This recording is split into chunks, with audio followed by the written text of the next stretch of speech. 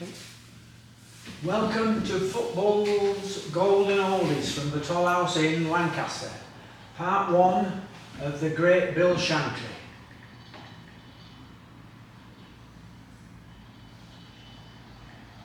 Can I ask you also to subscribe and hit the notification button? Liverpool chairman called him the most outstanding and dynamic manager of the 20th century. A football team is like a grand piano. You need 8 men to carry it and 3 who can play the damn thing. And that was a quote from Bill Shankly.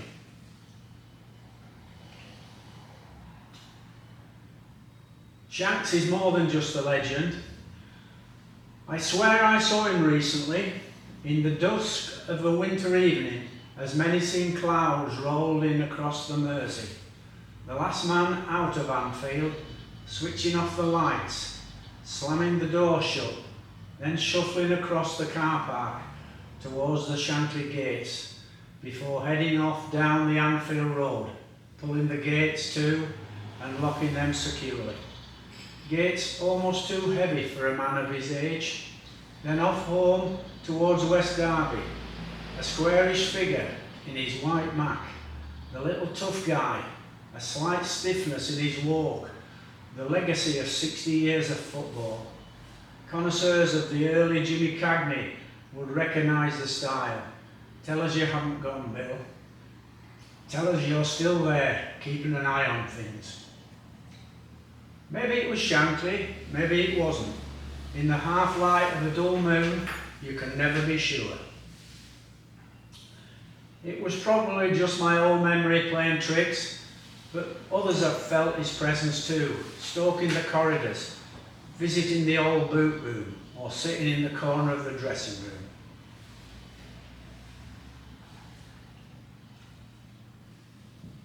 Bill Shankly, inspirational and charismatic. All his life he was learning about the game.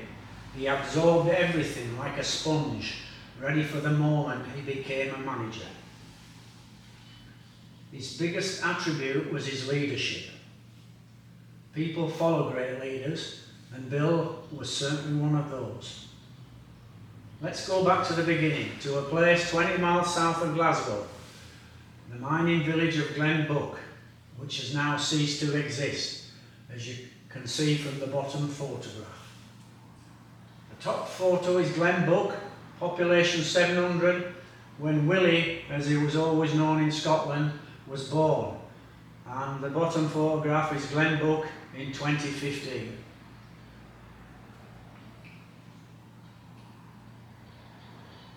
Part of a big family, John and Barbara Shankly had 10 children, 5 boys and 5 girls. All 5 boys became professional footballers, despite their father never playing. They were constantly hungry, and Bill admitted that they used to steal vegetables from farms and bags of coal from the pit. Bill went to school from 5 until 14, and discipline at home and school was strict, but Bill said it was character building. He played football as often as possible, but there was no organised school team. He left school in 1928 and worked down the mine alongside his brother Bob, and they still played football at every opportunity. The work was very hard, with rats everywhere, and it was difficult eating and drinking at the cold face.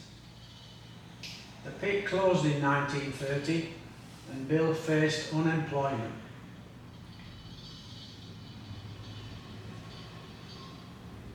Unemployed for a few months, the village team was called Glenbuck Cherry Pickers, a name probably derived from the 11th Hussars, the Cherry Pickers. The club was near extinction when he had a trial, and he never played for them. Instead, he cycled to Cronbury, 12 miles away, and played part of the 1931-32 season. Carlisle United, who played in the 3rd Division North, signed him to play in 1932-33 after a month's trial organised by a scout called Peter Carruthers. Bill was paid £4 10 a week, a good wage as the top wage was £8. Soon after the season finished, he received a telegram from Carlisle saying a team wanted to sign him.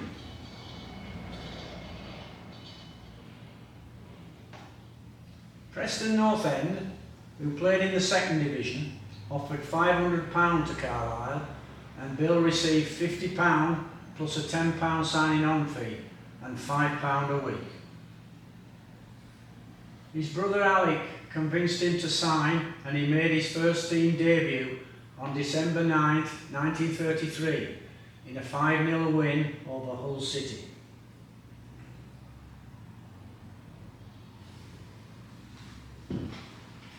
Wholehearted attitude and commitment, Bill quickly established himself as a first team regular and became a crowd favourite. North End fulfilled their potential and gained promotion to the First Division as runners-up to Grimsby Town, and Shanks saw his wage lifted to £8 a week and £6 in the summer. He would stay at Preston until he retired in 1949. Journalist Walter Pilkington said, "One of the season's discoveries, Bill Shankly played with rare tenacity and uncommonly good ideas for a lad of 20. A good footballer with unlimited energy, he should go far."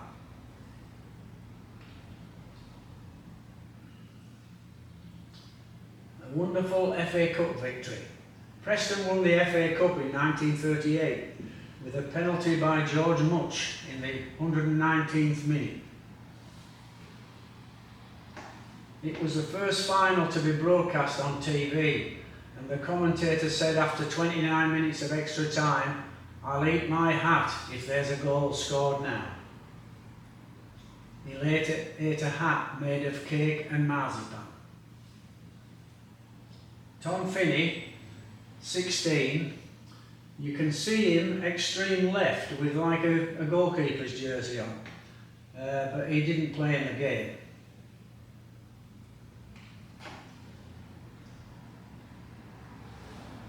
World War II interrupted his career. Shankly was 26 when World War II broke out, and he joined the RAF, where he met his wife Agnes, or Nessie. When football resumed in 1946-47, he returned to Preston, but was 33 now and coming to the end of his playing days. By 1949, he was the club captain, but had lost his place in the first team, which was struggling against relegation, despite having the great Tom Finney. Bill was a qualified masseur and decided he wanted to become a coach, so when Carlisle United asked him to become their manager in March, when Ivor Brodys transferred himself to Sunderland for £18,000, Shanks retired as a player and accepted the job.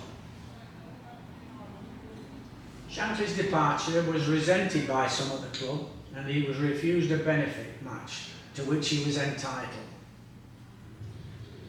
He described Preston's attitude as the biggest letdown of his life in football.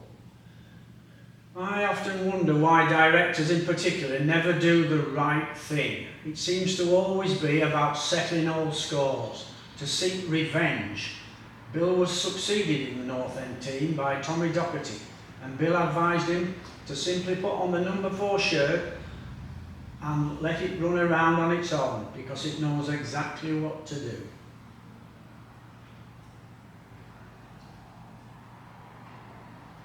Back to Carlisle, where it all began. Carlisle was struggling against relegation in 1948-49 in the 3rd Division North, as they found it difficult to recruit southern-based players because of the town's geographic remoteness. Bill's work ethic transformed the team, who finished 15th in 1948-49.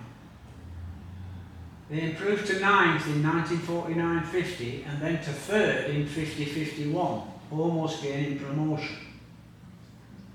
Shankly used psychology to motivate his players. For example, telling them that the opposition had a very tiring journey and were knackered.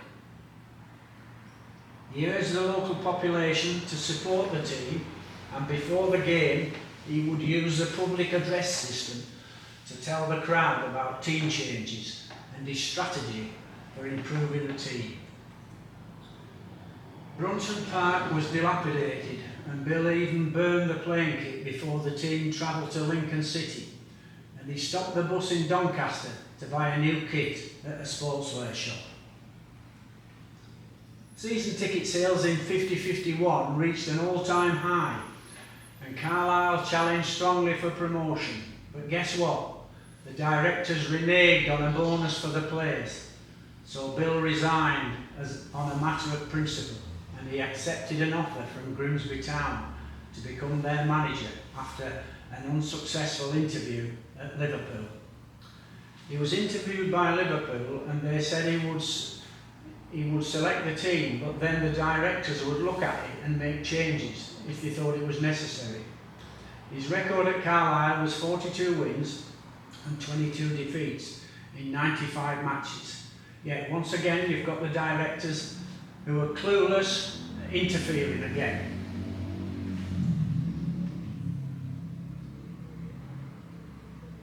June 1951, Bill saw greater potential at Grimsby than at Carlisle. Grimsby made a strong challenge for promotion in 51-52 before finishing second behind Lincoln City, but there was only one team promoted. Bill made great use of five-a-side football in training and played them as if they were cup or league games, highly competitive, lasting about an hour. In them, he would work on set pieces and practice counter-attacking when the opposition had taken a corner. Grimsby would finish in 5th place in 52-53, but Shanks became disillusioned in 53-54 when the board would not give him money to buy new players for his ageing squad. He finally resigned in January 54, citing the board's lack of ambition as his main reason. But in fact, Bill and Nessie were feeling homesick, and when the opportunity came to manage Workington, he was attracted by the challenge. Bill's record in league football at Grimsby was 62 wins and 35 defeats from 118 games, but all the time he was learning.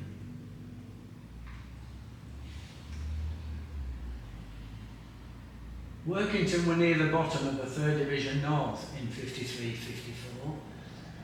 Bill, of course, saw it as a challenge and attacked the job with all his usual enthusiasm and relish, lifting the club to 20th, so they did not have to apply for re-election.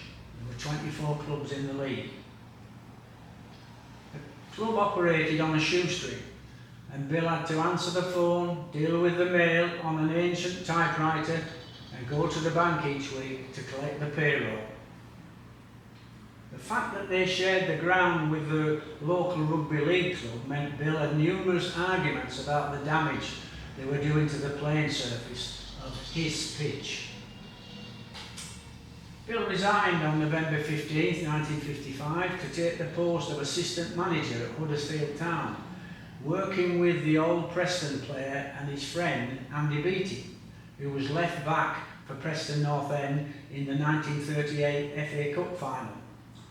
And Bill's record was 35 wins and 27 defeats from 85 games, and he was still learning.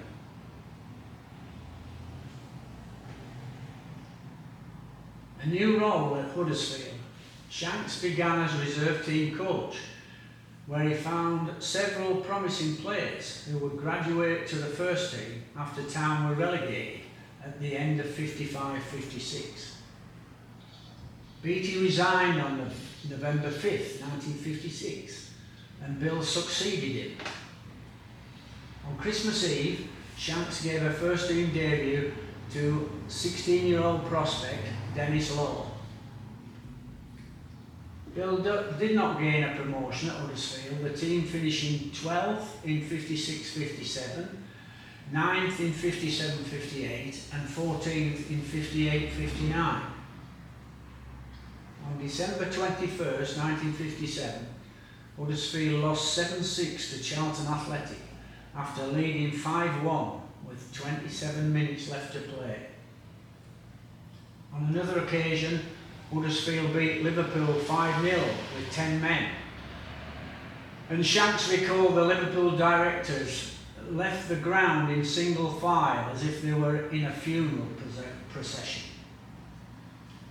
On December 1st, 1959, Bill resigned as Huddersfield manager a couple of months after Liverpool had initially approached him. Bill's record at Huddersfield was 49 wins and 47 defeats in 129 games. But if the directors at Huddersfield had an ounce of common sense and backed his plans, they could have become the super club that Liverpool became. So for the past 60 years, they have stayed where Bill left them, in the wilderness. Two photos that say a lot about Shankly. Many words have been used to describe this remarkable man, but his infectious enthusiasm for a game we all love stands out to me. First photo, he signs one of the greatest footballers we have ever seen in 1956, the Lawman. Then he joins in a game with the kids, and he was 44 years of age.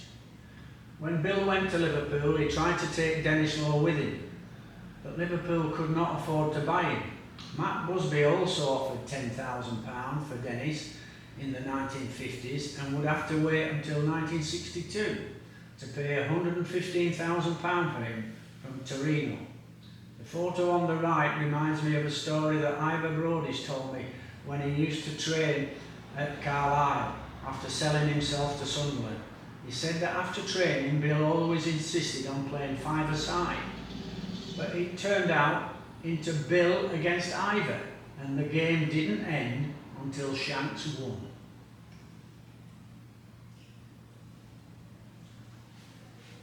One day in 1959, Huddersfield Town were playing Cardiff City. Tom Williams, chairman of Liverpool, and director Harry Latham walked down the slope at Leeds Road, Huddersfield, to see Bill Shankly. Mr. Williams said, "How would you like to manage the best club in the country?" Bill replied, "Why, is Matt Busby packing up at United?"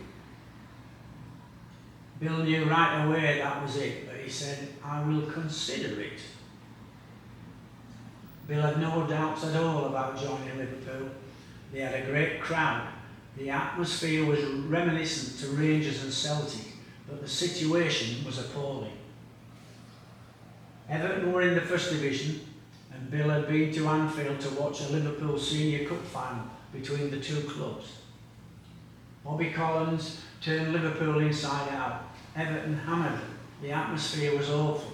It was embarrassing. It was pathetic. But deep down, Bill sensed something was there.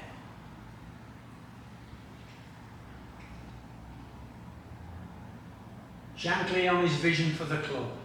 My idea was to build Liverpool into a bastion of invincibility. Had Napoleon had that idea, he would have conquered the bloody world. But my idea was to build Liverpool up and up until eventually everyone would have to submit and give in. Bill created a trilogy: the fans, the players, and the manager. Directors are there to sign the checks, said Bill. Directors are like elephants, they never forget. And in 1974, the words came back to haunt him. Liverpool had been in the second division for 5 years and had been defeated by non-league Worcester City in the 58-59 FA Cup. Shankly immediately felt at home in his new club, sharing an immediate bond with the supporters, who he saw as his kind of people. Bill is seen shaking hands with the chairman, Thomas Valentine Williams, shortened to TV Williams, who was a great friend of John Moores, the Everton chairman, who he played golf with at Formby Golf Club, as well as being a keen bridge player.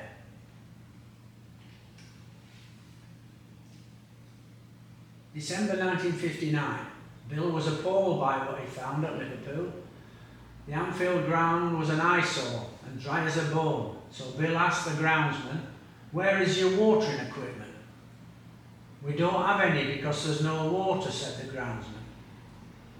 There was a pipe from the visitors' dressing room and a tap, so it cost about £3,000 to rectify the shocking situation.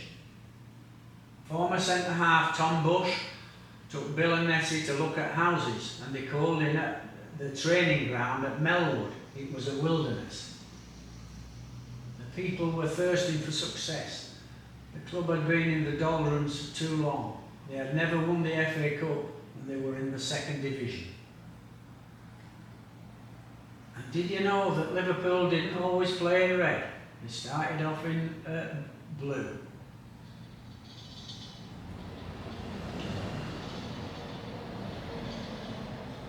Bill's first job was to organise training. He called the training staff together. Bob Paisley, who we knew as a player, Reuben Bennett, through his brother Bob at Dundee, Joe Fagan, the former Man City player who Bill had tried to sign for Grimsby Town, Albert Shelley looked after the dressing rooms, and Secretary Jimmy McInnes, who had been succeeded in the Liverpool team by Paisley. Bill said, "Normally managers bring their own trainers with them, but I'm not going to do that. I have my own training system, but I will work in cooperation with you all. I demand one thing: loyalty.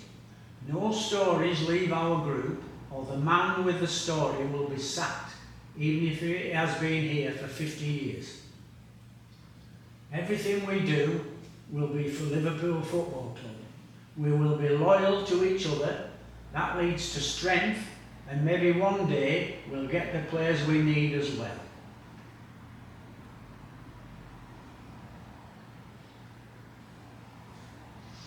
First training session at Melwood. Melwood was in a terrible state, with an old wooden cricket pavilion and an air raid shelter, and there were trees, hills and hollows, and grass long enough for Jimmy Melia to hide in while standing to attention. One pitch looked as if a couple of bombs had been dropped on it. Bill said, "The Germans were over here, were they?" The front pitch was bare except for the middle, and Bill was told it was a cricket pitch. He immediately made it into the five-a-side pitch. The team jogged around until their bodies were warm, and then Bill brought out a couple of bags full of footballs. Jimmy Melia couldn't stop giggling with glee. The rest of the session was nothing but ball work: chipping, shooting, controlling, heading and movement with the ball. Bill Shankly told Bill Fryer of the Daily Express, "This was where a great team would be built."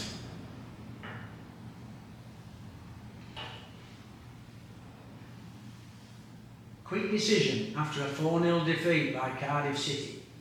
Bill knew the team was not good enough, and he made up his mind to strengthen through the middle. Goalkeeper and centre-half to stop the goals, plus somebody up front who could make the goals and score them.